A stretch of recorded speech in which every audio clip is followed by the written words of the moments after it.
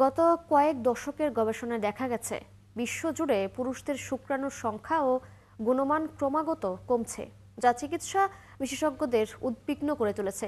খাদ্যাভ্যাস, স্থূলতা, ধূমপান বা মানসিক চাপের মতো জীবনযাপনের কারণগুলো ছাড়াও এখন বিশেষজ্ঞরা বলছেন পরিবেশগত কারণ, বিশেষ করে বায়ু দূষণ ও তাপমাত্রা বৃদ্ধি পুরুষদের প্রজনন স্বাস্থ্যের উপর বড় প্রভাব ফেলছে। সৃষ্টি ঘটকের রিপোর্ট। ভারতে শ্বাসযন্ত্র ও হৃদরোগের অন্যতম কারণ বায়ু দূষণ, কিন্তু সাম্প্রতিক গবেষণায় দেখা গেছে এটি পুরুষদের প্রজনন ক্ষমতাকেও নষ্ট করছে।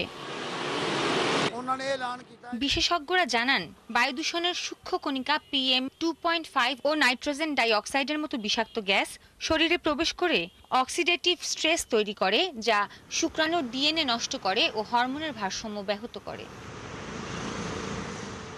জার্নাল অফ থার্মালজির গবেষণায় দেখা গেছে টেস্টিকুলার তাপমাত্রা মাত্র 1 ডিগ্রি সেলসিয়াস বাড়লে শুক্রাণু উৎপাদন ও গতিশীলতা প্রায় 40% কমে যায়।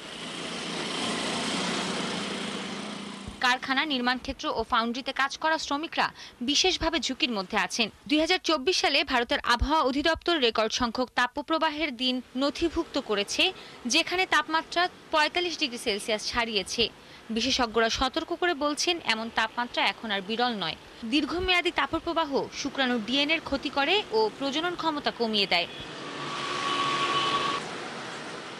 ভারতের দ্রুত নগরায়িত অঞ্চলে এই দুই বিপদ একসঙ্গে দেখা দিচ্ছে। 2023 সালে ICMR এর গবেষণায় দেখা গেছে দূষণ ও তাপপ্রবাহে দীর্ঘ সময় থাকা পুরুষদের মধ্যে শুক্রাণুর ডিএনএর ক্ষতি ও হরমোনের ভারসাম্যহীনতা উল্লেখযোগ্যভাবে বেশি।